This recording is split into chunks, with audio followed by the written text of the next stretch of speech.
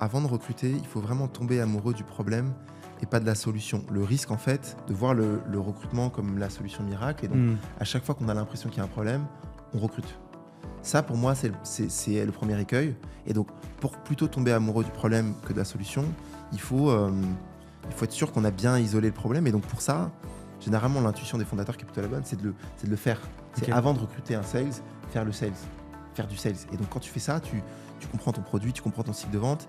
Et du coup, tu comprends très, très, très bien le problème à résoudre. Mathieu, ravi. Merci de venir dans notre podcast. Content d'avoir cette discussion avec toi. Merci de m'inviter. Avec plaisir, avec plaisir. Ça fait longtemps que je voulais qu'on en parle. Alors peut-être, je te laisserai te présenter pour donner plus de détails, mais pour les gens qui ne te connaissent pas, tu es le DRH et un membre du comité exécutif de Doctolib, qui est quand même un des beaux succès de la French Tech de ces dernières années. Et c'est une fonction que tu exerces depuis pas mal de temps. Donc tu vas nous raconter tout ça, mais moi super content d'avoir cette discussion parce que je pense que tu as plein d'apprentissages et d'anecdotes à nous partager sur comment est-ce qu'on construit une fonction talent et RH à ce niveau-là. Je pense que tu as des observations intéressantes aussi sur le marché des talents. Tu as un parcours un peu particulier entre le business et les RH, enfin, plein de sujets que j'ai envie d'aborder avec toi. Est-ce que ça te va déjà comme plan ? C'est parfait. Magnifique. Et peut-être je te laisse te présenter pour commencer. Déjà, merci de m'inviter. Très content de passer un peu de temps avec toi. Ouais. Pour me présenter rapidement, donc, je m'appelle Mathieu, j'ai 38 ans, j'ai 2 enfants, 2 ans et 5 ans. Ouais. Et comme tu l'as dit, je suis DRH ou Chief People Officer pour Doctolib, que j'ai rejoint il y a quasiment 10 ans maintenant. Ouais. Et avant ça, on aura l'occasion d'en parler, mais j'ai commencé ma carrière dans une autre industrie.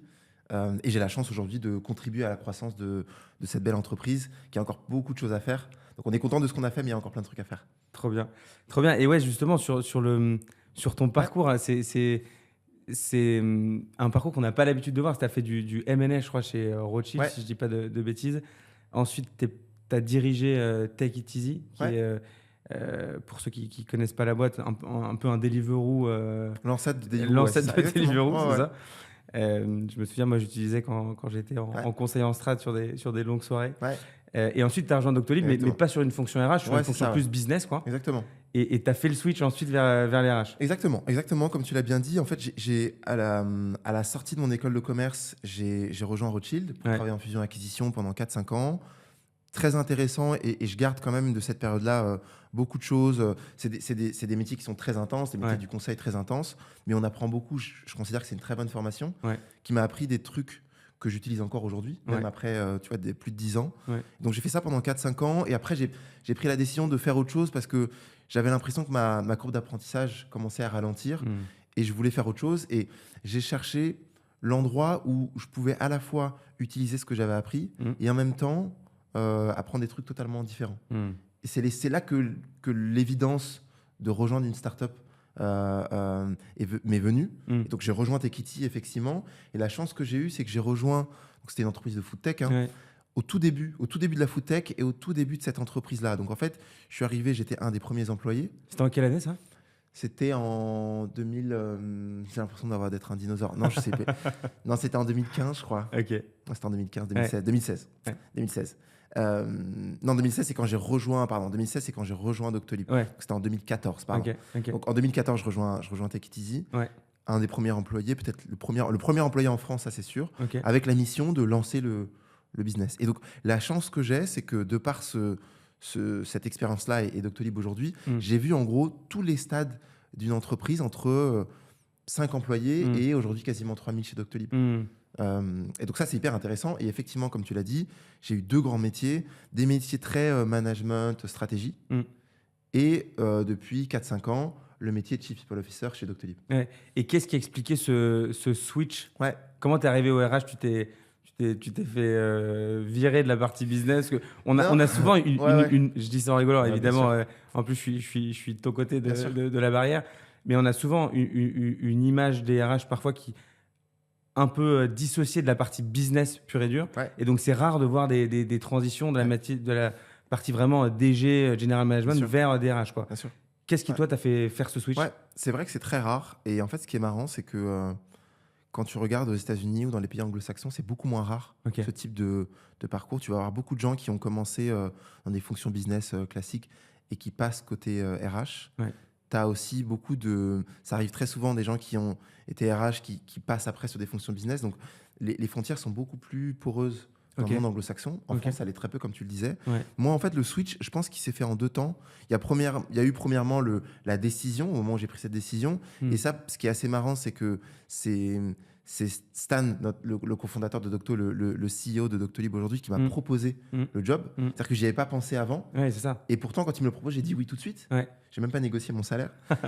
Donc j'ai dit oui tout de suite parce que c'était comme une évidence pour moi, mais j'y aurais pas pensé moi-même. Ok. Probablement avec cette espèce de barrière mentale que tu décrivais juste avant. Ouais. Donc ça, c'est quand j'ai fait le switch de manière effective. Après, je pense que rétrospectivement, dans les différents endroits par lesquels je suis passé, dans les différents jobs que j'ai eus, je me suis quand même forgé une conviction qu'en fait, c'était des sujets qui étaient, ultra intéressants et qui étaient des très forts leviers de croissance et de construction de business. Et en fait, déjà chez Rothschild, je pense le truc qui m'a sauté aux yeux, les banques d'affaires sont pas connues pour avoir des politiques RH qui sont très développées. Je pense que ça a changé depuis. Mais par contre, ce qui m'avait marqué, c'est la densité de talent. C'est un truc que tu veux dans toutes les organisations que tu construis, start-up ou pas, tu veux cette densité de talent. Et un truc que les métiers du conseil, que les banques d'affaires, les cabinets de conseil ont réussi à faire, c'est avoir cette densité de talent. Et en fait, je me suis rendu compte de la chance d'être entouré de gens qui étaient brillants. Et donc ça, déjà, ça m'avait marqué.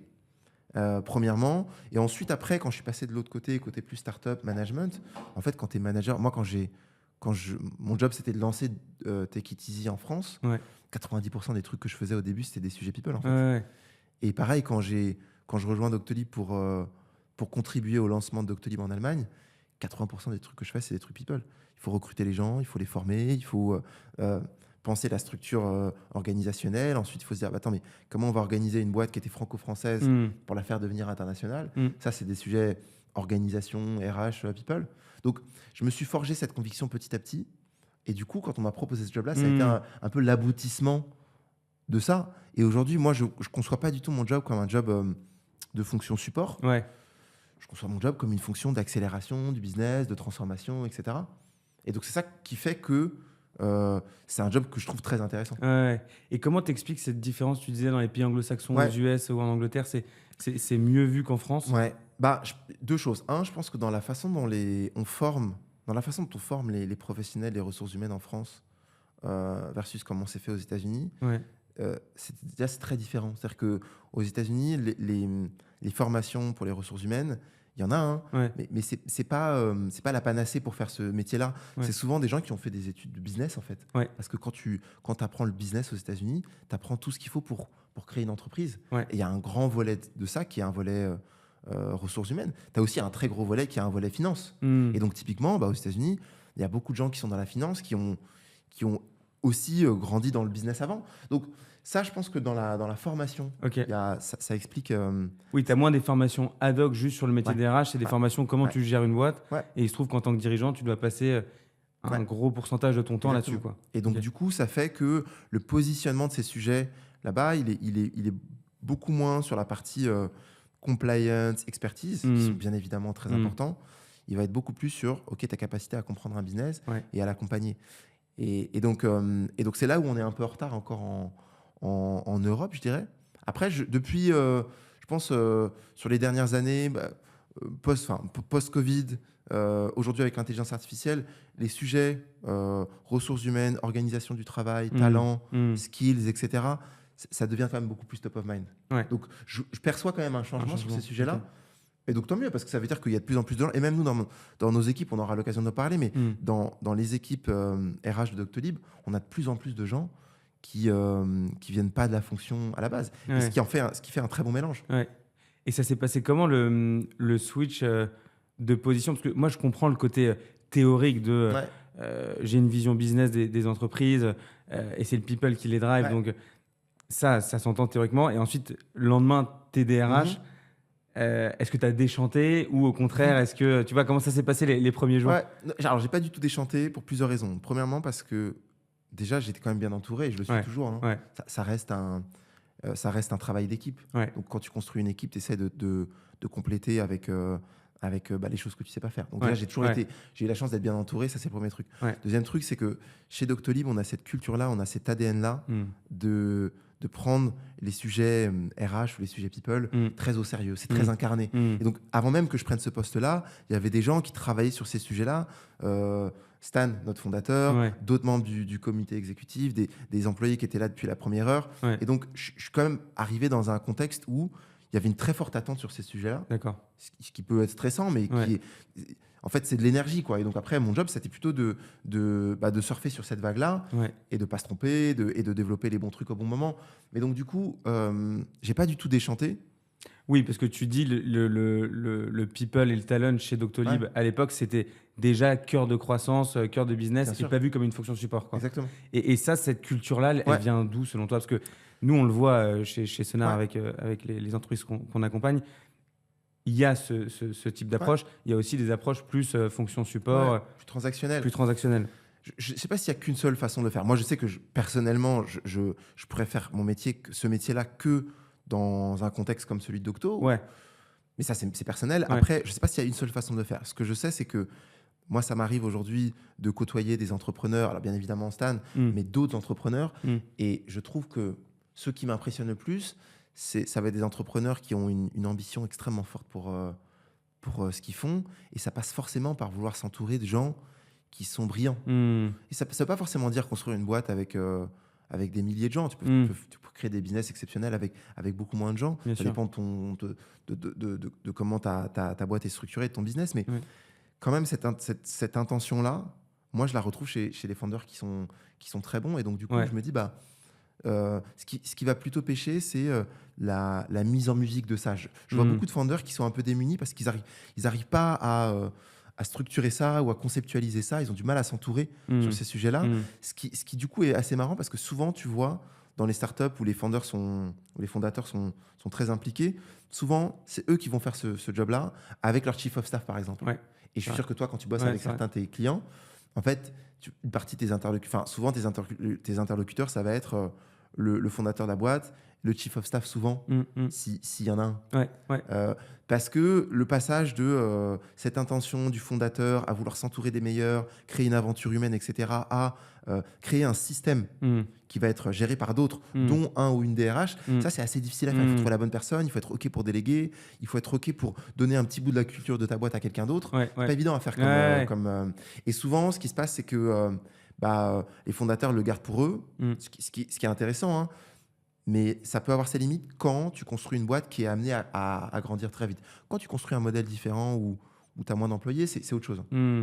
Oui, et ce qu'on voit parfois, et c'est ton exemple aussi, c'est tu as besoin de le confier à quelqu'un de confiance qui comprend les enjeux business. Et donc, c'est ce qu'a fait Stanislas avec toi. Et ce qu'on fait d'autres clients. Tu te proposes à un profil business qui est déjà dans ton entreprise. Oui, et je pense que c'était un énorme pari de sa part, de la part de l'organisation. Et je mesure aujourd'hui la chance que j'ai eue de... Au final, concrètement, donc, quand je rejoins Doctolib, on est un peu plus d'une centaine d'employés. À cette époque-là, l'entreprise, elle est très concentrée pour démontrer on peut avoir un product market fit. Concrètement, que notre produit peut fonctionner en France et dans un autre pays européen. C'est ça notre premier chapitre, c'est montrer que le succès français, on est capable de le répliquer ailleurs. Nous, on a choisi l'Allemagne parce que c'est le plus gros marché européen. Et donc, ce premier chapitre-là, il est très concentré là-dessus. Et donc, l'équipe People de Doctolib à ce moment-là, elle est complètement tournée vers cet objectif-là. Et donc, elle est assez agile, assez petite. Et moi, en fait, je prends la tête de cette équipe au moment où on s'est dit, OK, le product market fit est validé en France. On a la bonne intuition qu'on va être capable de le faire en Allemagne aussi. Donc, à ce moment-là, on lève des fonds, on accélère et on se dit, OK, on va passer dans une autre étape où là, on va grossir très vite. On a un modèle chez Doctolib qui est assez people intensive parce que les médecins, il faut être à leur contact, il faut être à proximité des médecins. Et donc, ça demande beaucoup de gens. On a aussi une architecture produit qui est assez complexe. Ça demande beaucoup de développeurs, etc., etc. Donc, du coup, on sait que cette deuxième étape de notre croissance, ça va être une phase où, à l'époque, on appelait ça l'hypercroissance, où en fait, tu fais tout grandir dans ta boîte en même temps. Tes employés, ton revenu, tout. C'est une phase où, du coup, on a tout multiplié par 5-6 dans la boîte en 5-6 ans. Voilà. Et donc, moi, j'arrive en tant que DRH à ce moment-là. Et donc, on est 300-400 chez Doctolib.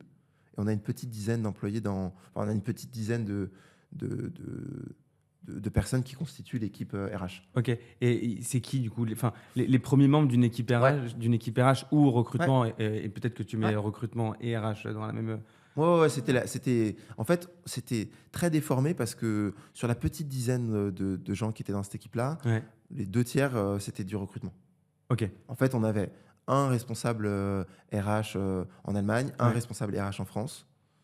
Je pense qu'on avait une personne office management en France, je pense, et le reste était des recruteurs. Ok. C'était vraiment c'était très tourné vers les besoins de l'entreprise à ce moment-là. Et après, on a commencé petit à petit à ajouter les pièces qu'il nous fallait pour être capable d'assumer, de driver et de propulser la croissance de l'entreprise. Et sur ces 2 piliers-là, donc recrutement et people, plus rétention des employés, cette phase-là, elle est super critique et très dure pour plein de boîtes, comme tu dis, product market fit, petite centaine de personnes à 5 ou 600. Avec du recul, qu'est-ce que vous avez plutôt bien fait, quoi? Tu vois, qu'est-ce que tu... Je pense qu'il y a 2 choses qu'on a bien faites. La première, c'est que on a très tôt, on s'est dit que le but, c'était pas de construire une organisation people qui soit parfaite, qui remplisse toutes les cases, etc. Et moi, en fait, le blind spot que j'avais, parce que ne venant pas de cette fonction-là, j'avais pas passé des années dans des fonctions, tu vois, de boîtes beaucoup plus grosses, très bien structurées, avec des trucs genre HRBP, centre d'excellence, tous ces trucs-là, etc. C'est un truc que, un, je connaissais pas, et deux, j'avais l'intuition que c'était pas ce dont on avait besoin pour Doctolib. Et donc, du coup, on a été très pragmatique. Et ça nous a beaucoup aidé. Et ensuite, ce pragmatisme-là nous a permis d'identifier les endroits sur lesquels il fallait qu'on soit top 1%, quoi, exceptionnel. Et pendant cette phase-là, ce qui était très important pour nous, c'était d'être extrêmement fort en recrutement et d'être extrêmement fort aussi sur notre capacité à créer une boîte qui apprend très vite. En fait, ce qui est très difficile quand tu as une boîte qui est en forte transformation, que ce soit de la croissance ou de la transformation parce que le business model change, etc., c'est que ta boîte va devoir apprendre très rapidement. L'analogie qui est assez basique, c'est de se dire, nous, Docto, on grandissait, c'était double digit. Donc 50, 60% par an, 30, aujourd'hui c'est 30% de croissance encore par an à notre taille. Pas en termes de nombre d'effectifs, mais en termes de revenus.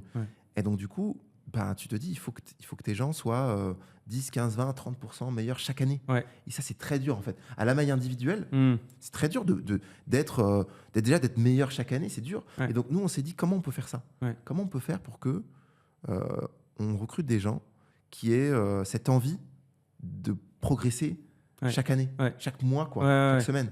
Et donc ça passe par, un, identifier les bonnes personnes, et deux, leur donner les moyens de progresser parce que tu les onboardes bien, parce que tu surinvestis sur la formation. Et donc, du coup, concrètement, on avait une première jambe recrutement qu'on a musclée. Et après, très vite, on a construit une autre jambe qui était learning and development, talent, quoi. Talent development. Former les gens, former les managers, créer notre académie du management, renforcer notre Doctolib académique et notre programme d'onboarding, etc., etc. Ok.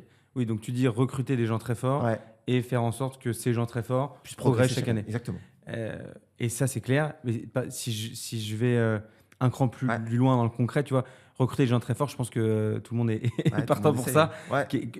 Tu vois, comment vous avez craqué ça, quoi ? Qu'est-ce que vous avez fait de différent des autres pour y arriver ? En fait, on a déjà, dès le début, Stan, il avait cette intuition que pour changer la santé, ça allait pas se faire en 5 ans. C'était pas une histoire de disruption, on arrive, on casse tout. C'était une histoire qui allait se déployer sur des dizaines d'années. Et donc, du coup, son ambition, elle était double. C'était permettre aux gens d'être en meilleure santé en utilisant la technologie. Donc, avoir de l'impact sur la vie de millions de gens. Aujourd'hui, il y a 80 millions de gens qui ont un compte sur Doctolib. Donc, chaque fois qu'on est capable de simplifier leur vie, ne serait-ce que de quelques dizaines de pourcents, en fait, à la fin, l'impact, il est énorme. Donc, ça, c'était sa première intuition, sa première ambition. Et la deuxième qui était liée, c'est créer une équipe de plusieurs milliers d'entrepreneurs. Parce qu'il savait que c'était une sorte de dialectique, en fait. Tu peux pas améliorer la santé, transformer la santé positivement si tu n'as pas des milliers de gens qui travaillent nuit et jour sur le sujet. Et donc, très tôt, il a eu cette ambition-là, cette intuition-là. Et donc, très tôt, il a été très intentionnel sur recruter les bonnes personnes, les former, etc. Et ça nous a permis très tôt d'investir dans le recrutement. Et donc concrètement, on a des gens, il y en a quelques-uns qui sont encore chez nous. On a investi très tôt dans des gens qui étaient très forts en recrutement et tous les leaders de Doctolib à l'époque, ils passaient beaucoup de temps. Le recrutement, c'est une question d'intention, c'est quelle intention tu y mets et après de méthode, quoi. Au final, c'est ça. Et donc du coup, nous, très tôt, on a eu ça. On est une boîte qui est assez structurée, assez méthodique. Et aussi, on a compris très tôt qu'il fallait y passer du temps, quoi. Et donc, c'est comme ça que ça a commencé comme ça. Et après, on a sophistiqué le truc, on a essayé de conceptualiser un peu comment faire ça bien. Mais à la base, ça vient de là. Oui, donc de l'intention qui fait que tu passes du temps et tu mets tout en place pour aller chercher des meilleurs recruteurs. Exactement. Qui existent. Et ensuite, tu construis ta structure. Nous, très tôt, on a vu des parallèles entre le recrutement et le sales ou le go-to-market. Le parallèle n'est pas parfait. Il y a plein de choses que tu fais en sales que tu ne peux pas faire en recrutement. Déjà, de manière basique, en sales, techniquement, tu veux closer n'importe quel client. En recrutement, tu ne peux pas closer. Donc, il y a des limites à ce parallèle-là. Mais par contre, il y a un truc qui est vertueux, qui est de se dire que quand tu veux vendre un produit, ce que tu fais, c'est que tu penses à ton produit et tu te dis, OK, c'est quoi nos différents types de clients potentiels. Tu peux avoir 2 ou 3, 4 personas, ICP, peu importe comment tu vas appeler ça. Et après, c'est quoi les channels pour les toucher. Est-ce que tu les appelles? Est-ce que c'est eux qui t'appellent? Est-ce que tes premiers clients sont tellement satisfaits que c'est eux qui vont te faire venir tes clients d'après? Ou est-ce que c'est un mix? Souvent, c'est un mix. Et en fonction de ton persona, tu vas avoir une approche différente. En fait, le recrutement, c'est un peu la même chose. C'est que nous, il y a différents clusters. Il y a la tech, les sales, le service client, etc. On a des channels. Tu as ce que nous, on appelle l'outbound. Donc, c'est quand tu fais de la chasse. Tu as l'inbound, qui sont les gens qui postulent. Et ensuite, tu as ton referral. C'est une fois que tu as les gens chez toi, si tu leur offres une expérience intéressante, ils vont penser à des gens qu'ils connaissent pour les faire venir chez toi. Et donc, ça te fait un tableau à 2 entrées. Et finalement, tu t'es dit, OK, sur tel cluster, quel channel fonctionne le mieux? Est-ce qu'on peut investir plus? Ou est-ce qu'il faut investir moins? Et après, ça te fait ta stratégie de recrutement. Et donc, ça, c'est un truc qu'on a emprunté au go-to-market et au sales. Et qui nous aide toujours beaucoup. Ça c'est super intéressant. En gros, vous avez dupliqué en quelque sorte l'organisation sales et stratégie sales sur la partie talent. Exactement. Et ça nous a permis petit à petit de faire en sorte que le recrutement, ce soit un avantage comparatif pour nous par rapport à nos concurrents, par rapport à d'autres startups. C'est de se dire, on est tellement fort en recrutement qu'au bout d'un moment, ça fait boule de neige. Et ça nous permet aujourd'hui de parler à des talents auxquels peu de gens en France peuvent avoir accès. Et donc ça a été et c'est toujours un moteur de croissance pour nous qui est très fort. Et donc si je vais dans le détail pour essayer de bien comprendre, aujourd'hui tu as typiquement ton persona développeur tech et sur ce persona-là, tu connais la taille de marché, tu connais les messages qu'il faut mettre en avant, tu sais où est-ce qu'il faut aller les chercher, c'est pas forcément que sur LinkedIn. Exactement. Tu regardes dans tes sources, tu regardes quelles sources sont les plus pertinentes. Tu as un coût par lead, un coût par application. Tu as un funnel. Donc, toutes les logiques marketing que tu as un funnel, top of funnel, bottom of funnel, etc. Tout ça, c'est applicable. Et donc, ça te permet ensuite, après, de savoir où tu peux surinvestir, de faire des choses. En fait, cette structure-là te permet de surinvestir. Et donc, nous, ça nous a permis, par exemple, très tôt, d'avoir dans nos équipes des gens qui faisaient que du sourcing tech. Parce que c'est un investissement, c'est des gens qui ne vont pas closer forcément, mais qui vont être capables de te construire ton mapping, etc. Ça nous a permis très tôt de se dire que c'était pertinent pour nous d'internaliser la fonction exec recruiting. Toutes les boîtes n'ont pas vocation à le faire, toutes les boîtes ne peuvent pas se permettre de le faire. Tu peux le faire quand tu as une taille, etc. Mais nous, on l'a fait très tôt. Je pense qu'on l'a fait, on a créé la fonction exécutive recrutement chez nous. On devait être 400-500 employés. Et c'est pas pertinent de le faire si tu n'es pas convaincu que ta vocation à créer un leader européen et à créer, in fine, nous, notre objectif, notre ambition, c'est d'essayer de créer la meilleure équipe de notre génération. Quand tu sais ça depuis le jour 1, tu peux te permettre, quand tu as 300-400 employés, de te dire, nous, on va créer notre équipe de recrutement exec en interne. Bien sûr. parce qu'on sait qu'elle existe toujours et on sait que, au bout d'un moment, quand tu as cette équipe-là depuis 5 ans, encore une fois, c'est un peu un unfair advantage par rapport à d'autres, tu vois. Et cette approche très méthodique, je comprends qu'elle marche très bien sur des profils volumiques ou les profils... vous avez cette même approche sur les dirigeants? En fait, oui, sauf qu'on on est moins sur un enjeu de volume là. On est vraiment sur pour faire une analogie, là pour le coup, c'est un peu l'équivalent de quand tu fais du sales sur du grand compte Ouais, c'est ça. et que tu dois être capable tu peux pas vendre à tout le monde, c'est pas pertinent pour tout le monde. Donc tu dois avoir des sales grands comptes qui vont pas forcément être incentivés sur du volume, mais sur la capacité à comprendre un marché, à le découper. Et donc, c'est des logiques qui sont assez similaires. Et donc, tu es sur une approche un peu différente où tu dois pouvoir te permettre de parler à des gens, même si tu n'as pas de job ouvert, par exemple. Donc, nous, toute la journée, même moi, je le fais encore beaucoup. Moi, je pense que j'ai encore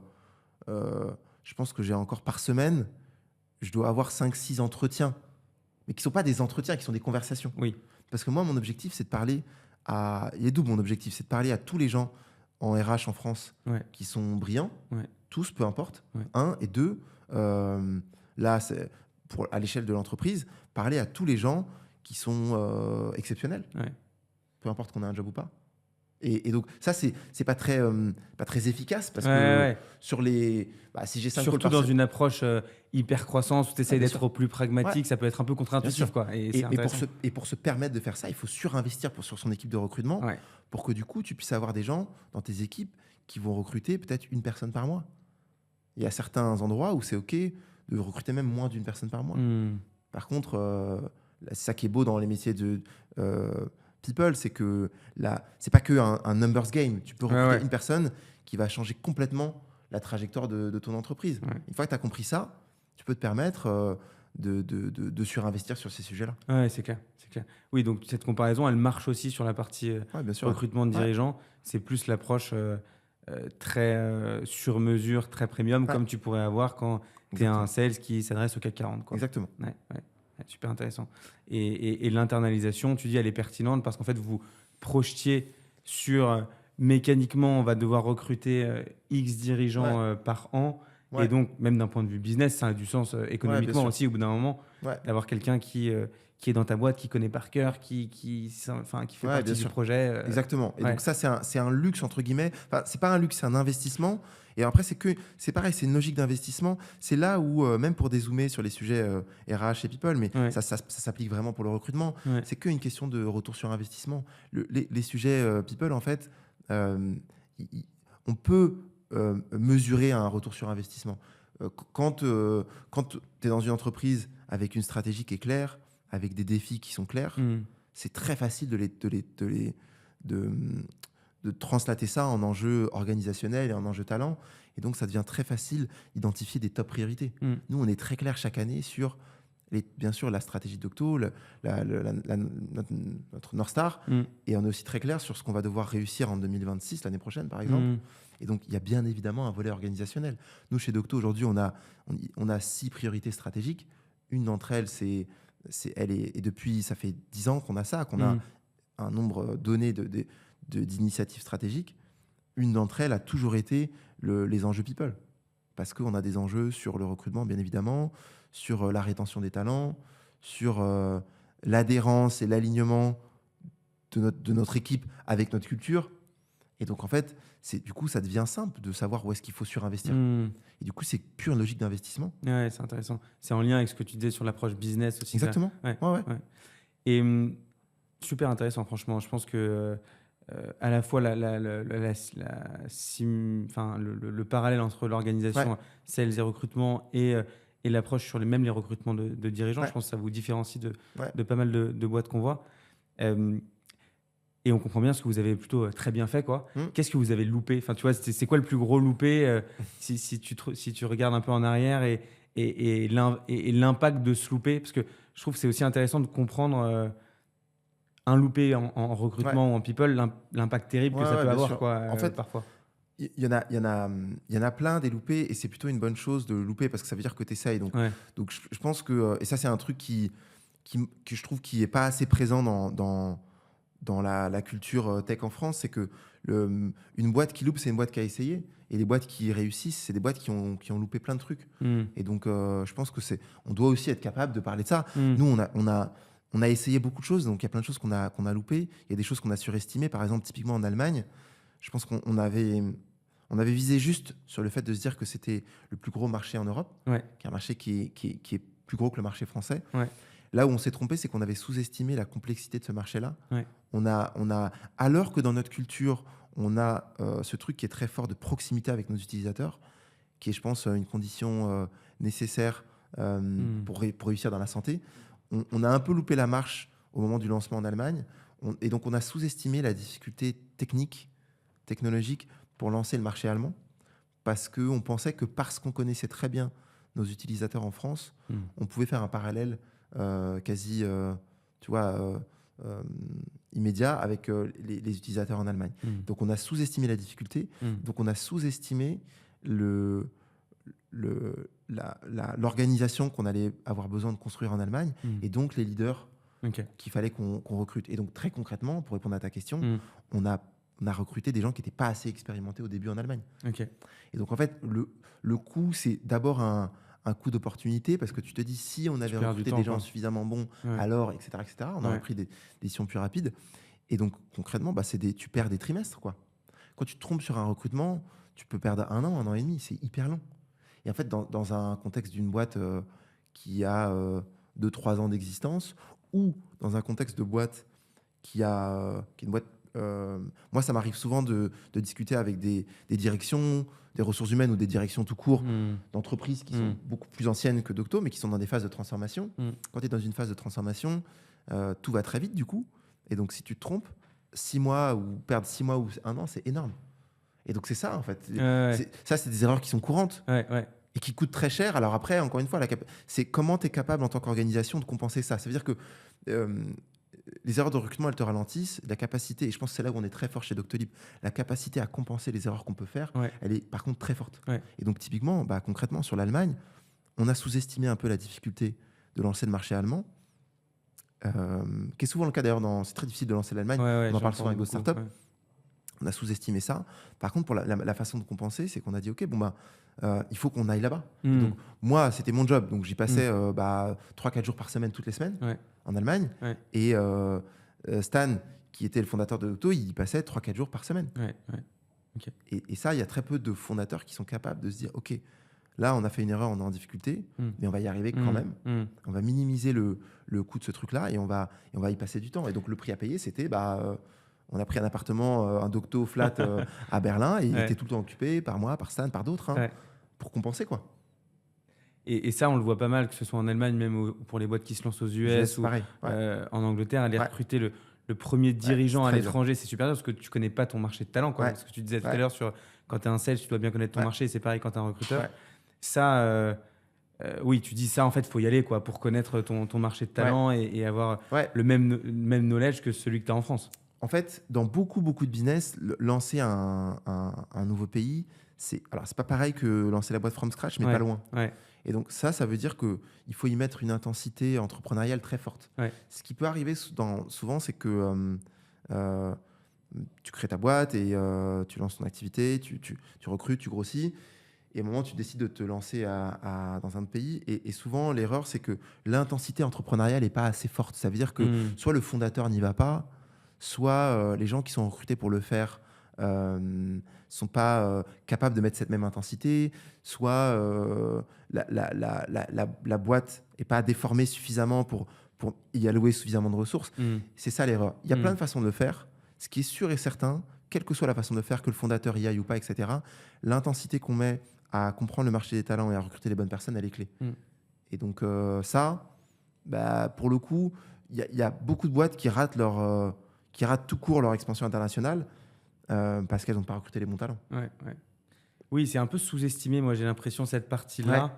C'est mon point de vue subjectif là-dessus, mais en fait, on se dit stratégiquement, on lance l'Allemagne, la UK, donc on est content parce qu'on ouvre l'international, et parfois c'est un milestone qu'on a envie d'aller chercher en tant qu'entrepreneur. Et ce que tu dis, quoi. Ensuite, le plus dur reste à faire et ça, on le minimise. Ouais. Et après, tu rentres un peu dans un cercle vicieux où en fait, tu lances le truc, mais comme ça marche pas beaucoup, bah, du coup, les gens, ils consacrent pas beaucoup de temps parce que c'est petit. Et tu sais pas si c'est de la faute du leader ou du marché ou du product market fit dans ton marché. Exactement.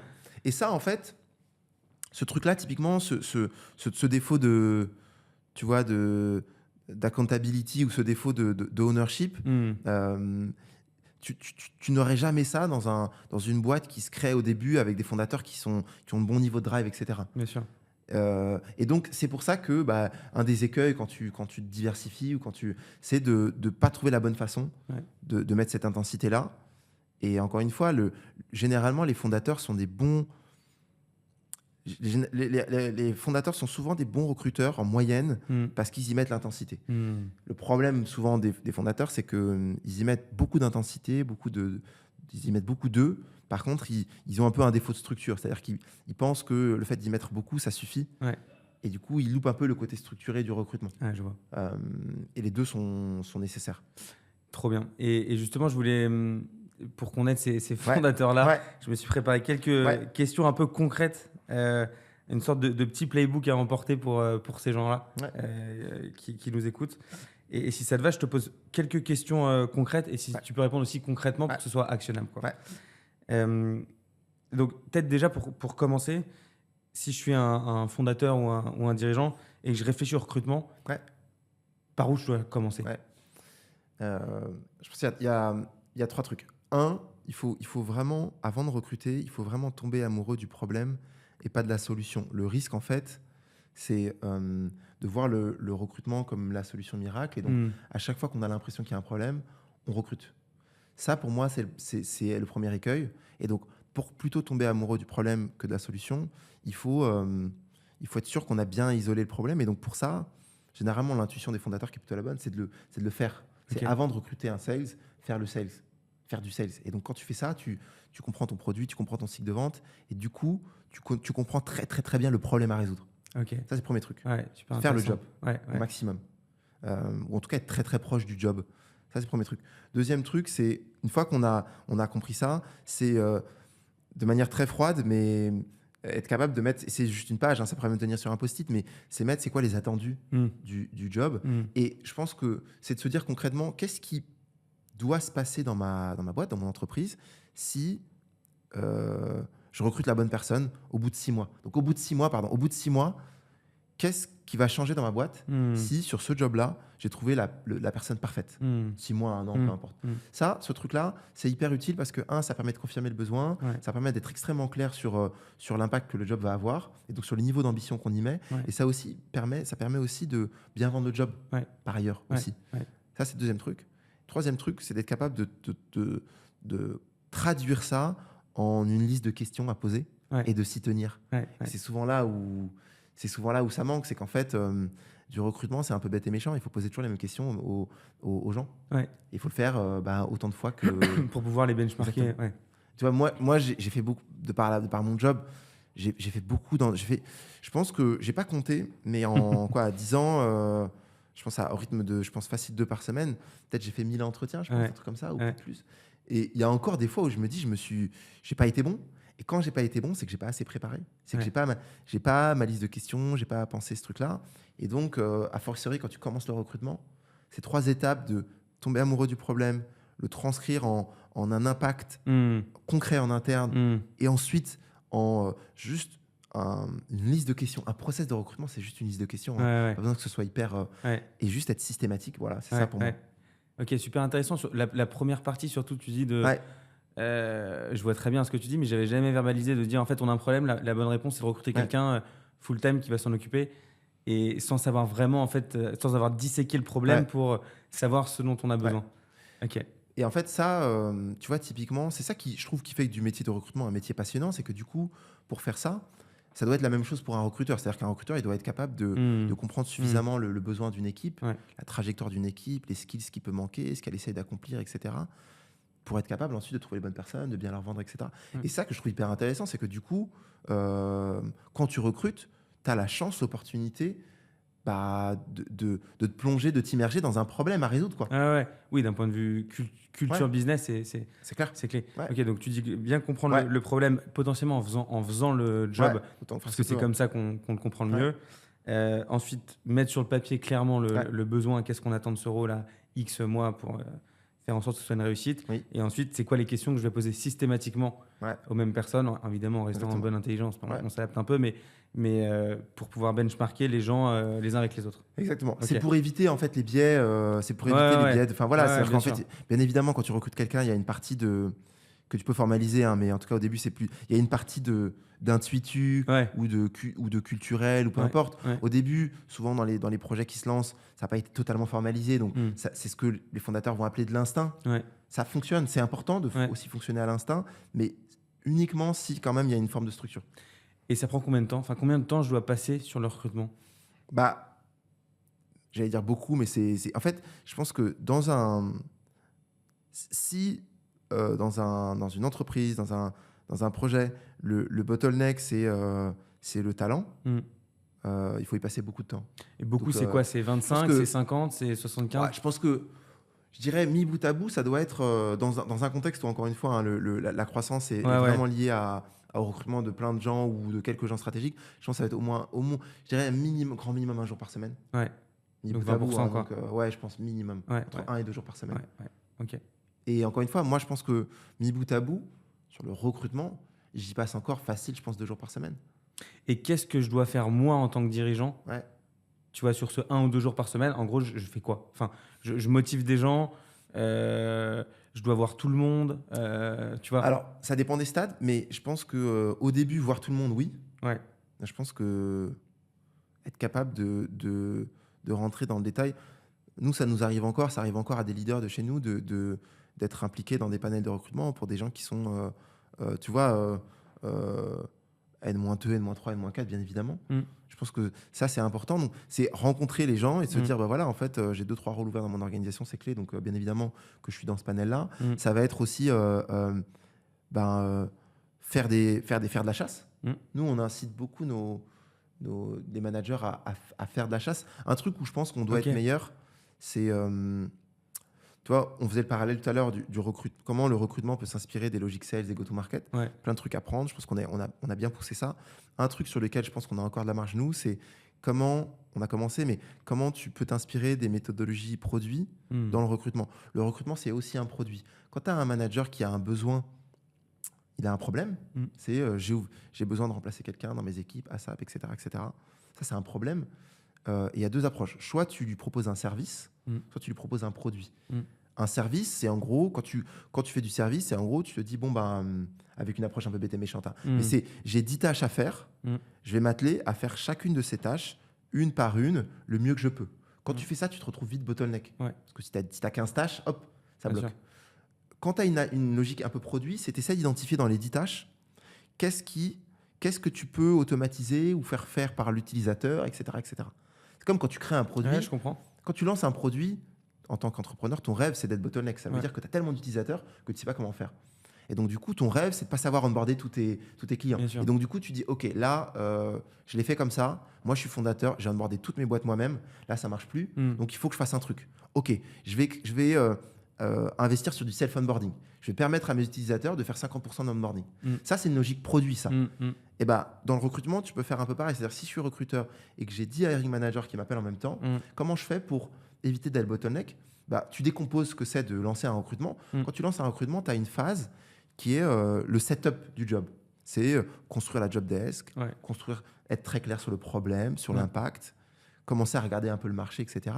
Ça, tu peux le productiser aujourd'hui avec l'intelligence artificielle. Tu peux guider un manager pour qu'il puisse répondre en langage naturel. Le manager dire, voilà, mon problème, c'est ça, etc. Et à la fin, ça va sortir une job desk. À la fin, ça va sortir un impact. Et si le manager n'a pas donné toutes les informations, l'intelligence artificielle peut le challenger jusqu'à ce qu'on ait une V0 du truc. Et là, en fait, du coup, au lieu de faire attendre tes 10 managers, tu les fais un peu bosser sur un truc qui, by the way, va les mettre dans les meilleures conditions pour réussir. Donc voilà. Et donc, du coup, c'est ça que tu peux faire pour essayer de penser ton recrutement différemment. Et donc, du coup, c'est comme ça que un un fondateur ou un patron d'une business unit, ou peu importe, peut s'investir aussi. C'est-à-dire que là, j'ai parlé d'un point de vue de l'équipe recrutement, mais du coup, ça veut dire que la personne qui recrute, le fondateur ou le manager, etc., peut s'investir, peut réfléchir à aller passer du temps sur LinkedIn, rencontrer des gens, de reach out à des connaissances, etc. Donc oui, ça fait partie du temps que doit investir un fondateur ou un manager d'une boîte. Hyper intéressant. Est-ce que tu as une conviction? On nous pose souvent la question et je vois que les avis un peu divergent là-dessus.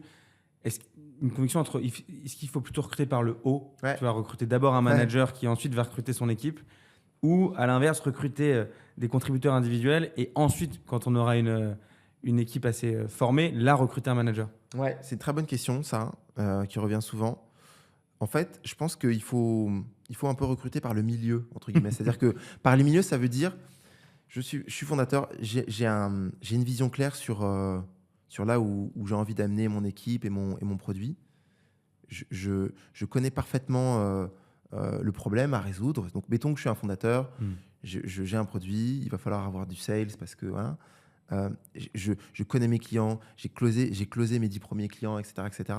Ce que tu veux recruter, c'est tu veux recruter quelqu'un qui, sur les 18 prochains mois, va être capable de faire le job dont tu as besoin. Donc, le job dont tu vas avoir besoin sur les 18 prochains mois, bah, tu le sais, tu sais quel produit tu vas lancer, quel chiffre d'affaires, etc. Donc, tu veux recruter quelqu'un qui, en gros, assez rapidement, tu sens que cette personne-là, tu vas pouvoir l'amener avec toi quand tu closes des clients, qu'assez rapidement, cette personne-là va pouvoir closer tout seul et que cette personne-là a ce qu'il faut pour être capable de permettre à d'autres personnes de closer tout seul, en gros. Et donc ça, normalement, ça peut te permettre de tenir les 18 prochains mois, 24 prochains mois. Et en fait, c'est ça dont tu as besoin, en fait. Et après, peut-être que cette personne-là, elle va être capable de prendre le rôle d'après, quoi. Ou pas. Et à la limite, c'est pas grave. C'est-à-dire que il faut que... Peut-être qu'elle n'en aura pas envie, peut-être qu'elle en aura envie, mais que c'est trop tôt. Et donc, ce sera toi, à ton job en tant que manager, de lui expliquer. Mais ça, c'est un bon problème à avoir. Et donc, c'est pour ça que ce truc de se dire où est-ce que ma boîte doit être dans 12 mois ou dans 18 mois, c'est ça que tu dois solve en tant que fondateur. Et donc, du coup, tu dois trouver une personne qui va être capable, sur 18 mois, les 6 premiers mois, elle vient avec moi pour closer. Les 6 mois d'après, il close tout seul. Et les 6 mois encore d'après, sur les prochains sales qu'on recrute, il va être capable de les mentorer pour leur permettre, au bout de ces 6 mois-là, de vendre tout seul. Et après, on verra si, tu vois. Et pourquoi moi, c'est pour ça que c'est intéressant ta réponse. J'aurais dit Docto, la rapidité, etc. On recrute d'abord un manager qui saura faire le job dans 12 mois et qui va ensuite nous faire gagner du temps et productiser notre recrutement parce que lui, il va peut-être faire venir des gens, tu vois. Alors, c'est quoi le problème de cette approche-là? Ça, c'est une approche un peu plus later stage. Tu vois. Donc, quand t'es plus... Au début, chez Docto, quand Stan il a commencé, c'était le premier sales de Docto. Et après, il a recruté des gens qui étaient les premiers sales. Il les a formés. Et certains sont encore là. Steve, qui fait partie de l'équipe de... Mais il y en a d'autres qui sont là. Il y en a d'autres qui ont continué leur carrière ailleurs, mais que tu connais, Arthur, etc., Sanche et tout. C'est des gens qui ont commencé, leur quotidien, c'était... ils faisaient du porte-à-porte avec les médecins. Et... un Arthur, par exemple, qui est maintenant le patron d'une autre boîte, il a commencé chez nous en étant sales. Et après, il a managé 4 personnes, et 20 et 30. Et lui, il a eu cette trajectoire-là. Il y en a d'autres qui ont eu une trajectoire différente, mais qui sont toujours chez nous, et qui ont aussi eu une trajectoire exceptionnelle, etc. Donc, au début d'une aventure, c'est important d'arriver à trouver des gens qui sont capables de faire ça. Et ensuite, effectivement, un stade comme le nôtre, nous, l'enjeu qu'on a, c'est Doctolib, c'est que comme je le disais, on fait plusieurs centaines de millions d'euros de revenus, 30% de croissance, on a 3000 employés, il y a 1000 personnes dans nos équipes tech, produits, data. On a 80 millions de gens qui ont un compte sur Doctolib, des centaines de milliers de professionnels de santé qui nous utilisent. Donc, les problèmes qu'on doit résoudre pour être capable de maintenir ce taux de croissance et d'accélérer dans les 2, 3, 4 prochaines années, c'est des problèmes où il faut une expérience, il faut avoir déjà vu ça quand même. Bien sûr. Et donc ça, oui, il faut qu'on soit capable il faut qu'on soit capable d'identifier des gens qui ont vu ça. Notre enjeu, c'est qu'il y en a peu en Europe, peu en France, et donc il faut qu'on aille les trouver ailleurs.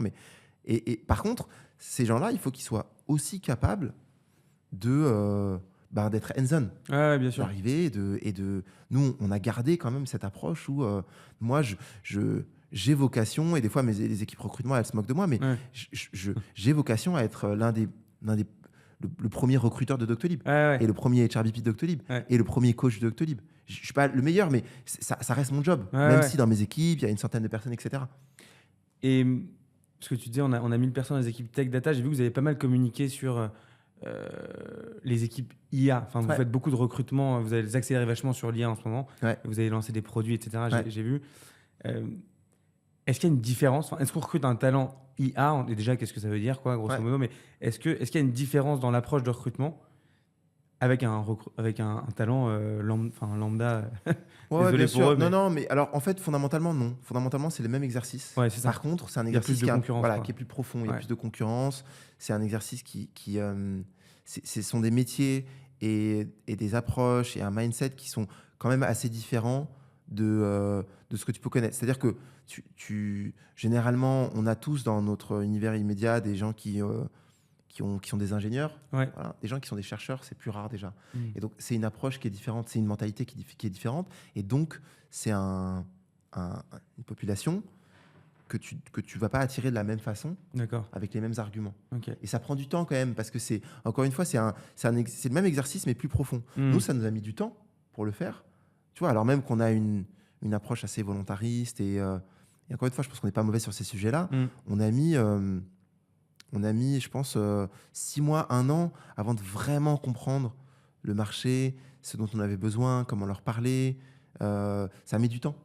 Parce que c'est des profils qui sont chercheurs, c'est ça que tu dis? C'est des profils qui vont avoir, bien évidemment, il y a des logiques de compétition qui sont très spécifiques, parce que tu rentres en compétition avec les GAFAM, qui, elles, sont prêts à payer des sommes très élevées pour ces talents-là, quand bien même elles n'ont pas grand-chose à leur faire faire. Parce que pour eux, c'est une façon aussi de se protéger, parce qu'ils prennent les talents et ils sont chez nous, ils ne sont pas ailleurs.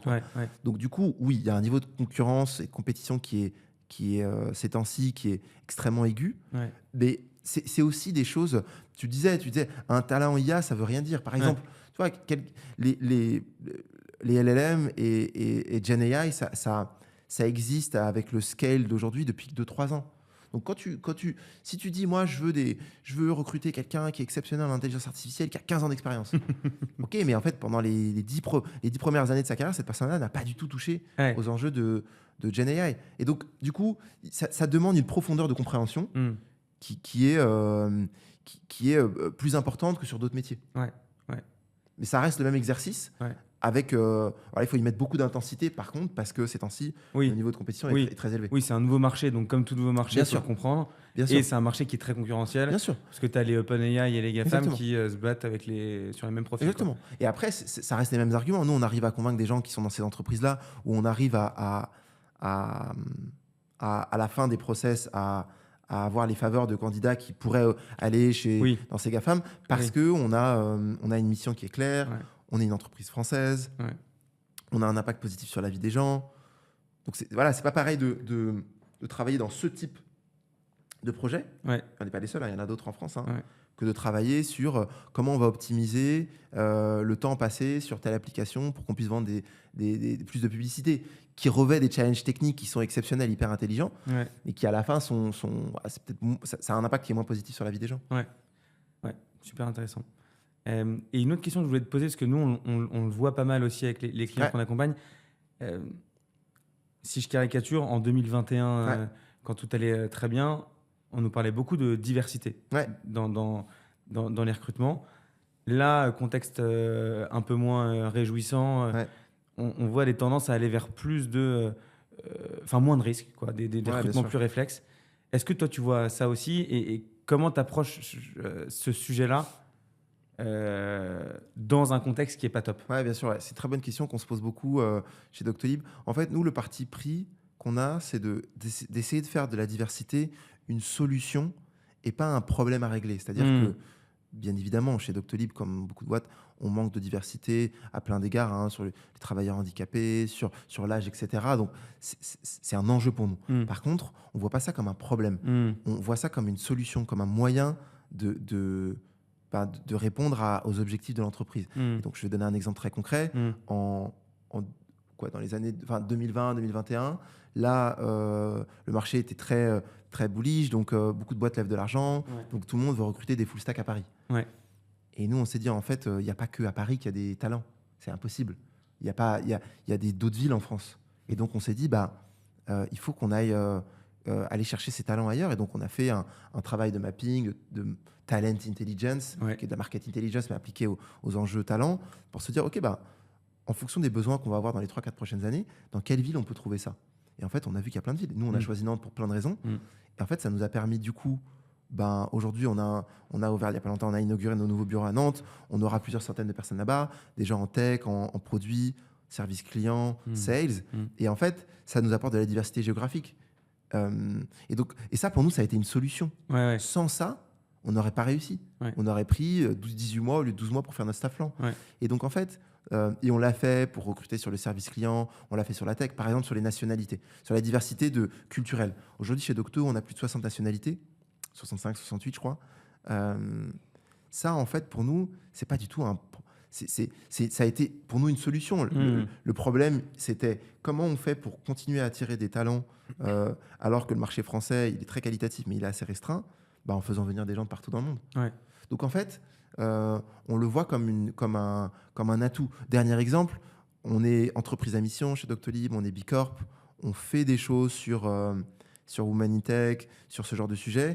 Et ça nous donne un crédit qui est assez fort. Et donc, au moment, quand les gens se posent la question après avoir passé 4-5 ans dans les GAFAM, qui sont des formations extraordinaires, ou des gens qui sont basés aux États-Unis, par exemple, et qui se disent, bon, là, les États-Unis, le contexte change, ça fait 10 ans que je suis aux États-Unis, j'ai envie de rentrer en France. Ils voient ce qui se passe aux États-Unis sur plein de sujets, ce n'est pas le sujet maintenant, mais ils se disent quelle entreprise va être capable quelle entreprise a une position sur ces sujets-là. Nous, on essaie de se positionner. C'est aussi bénéfique pour notre marque employeur. Bien sûr. Donc, du coup, voir la diversité comme un atout, comme une solution, ça ne permet pas d'être parfait parce qu'on est loin d'être parfait. Par contre, ça permet, dans les moments où on a des challenges, de ne pas se dire, bon, OK, ce truc superficiel, là, c'est bon, on n'a plus le temps. Nous, c'est un des leviers qu'on a. Notre job, mon job, c'est de faire en sorte que ce levier soit de plus en plus pertinent et puissant pour que dans tous les problèmes qu'on a en interne, on puisse aller voir les managers, les leaders, le COMEX, en disant on a ce problème, mais il y a cette solution. Mais comment tu fais, tu vois, très concrètement, avec quelqu'un qui va te dire, là, mon problème, c'est d'avoir un bon manager sur ce type de job. Les bons managers sur ce type de job, c'est des gens qui l'ont déjà fait dans des boîtes similaires. Et du coup, tu restes dans le microcosme de la French Tech, qui n'est pas le système le plus... Et nous, c'est un des trucs qui nous pénalise, c'est qu'on a des équipes tech qui sont très nombreuses. On essaie de recruter des gens qui viennent des meilleures écoles tech. Et souvent, ces écoles tech-là ont eu des biais. Et typiquement, tu vas retrouver dans les postes de leadership tech beaucoup d'hommes. Donc nous, on a beau dire qu'on n'a pas ce biais-là et qu'on fait le max, mais en recrutant que des gens qui viennent de ces boîtes-là, on internalise leur biais à ces boîtes-là. Donc, ce qu'on dit à un manager, on lui dit, écoute, là, tu as un job, tu cherches t'es directeur of engineering, tu cherches un engineering manager. Deux options. Vu l'intensité qu'on va y mettre, et malgré cette intensité, ça va prendre du temps. Tu vois, tu cherches un truc, expertise très spécifique et tout. Probablement que ce job-là, dans un an, tu auras quelqu'un. Dans un an, tu auras quelqu'un qui est... Par contre, dans tes équipes, tu as cette senior full stack engineer. Elle est chez nous depuis 3 ans. Elle connaît le produit par cœur. Elle est ultra alignée avec notre playbook. Elle est ultra motivée. Si on fait vraiment le gap analysis, tu vois, entre ce qui... ça va être posture managériale et tel truc technique. Qui lui manque pour prendre le job. Nous, on pense que qu'en 9 mois ou en 6 mois, cette personne-là peut être à niveau. Tu vois. Et donc, c'est pas du coup, c'est pas du tout la même approche. Tu vois, on vient pas envoyer un manager, on vient pas voir le manager en lui disant, bah écoute, désolé, mais comme il faut qu'on ait tant de pourcents et que toi, du coup, la seule solution, on lui dit voilà, il y a 2 options. Et à la limite, on peut regarder les 2, on peut faire les 2. Parce qu'en vrai, si on investit sur cette personne-là, ce sera peut-être pas ce job-là qu'elle aura, mais c'est peut-être un job dans une autre équipe. Donc là, on pose ce truc-là comme une solution. Ok, je comprends. Et du coup, la conversation est très différente. Et après, je dis pas qu'à chaque fois on y arrive, mais à force, ça SM quand même. Oui, donc miser sur l'interne, quoi. Ça peut être une option. Ça peut être une option. Ok. Et une autre option, c'est d'expliquer que ça prenne encore plus de temps parce que tu adresses une petite partie d'un marché de talent. Bien sûr. Mais sur ça, oui. Mais alors sur ça, c'est là où il ne faut pas être naïf. C'est que dans une entreprise avec des injonctions business qui sont très fortes, c'est très difficile de dire bon, les amis, on va tous patienter 2 ans parce que c'est impossible.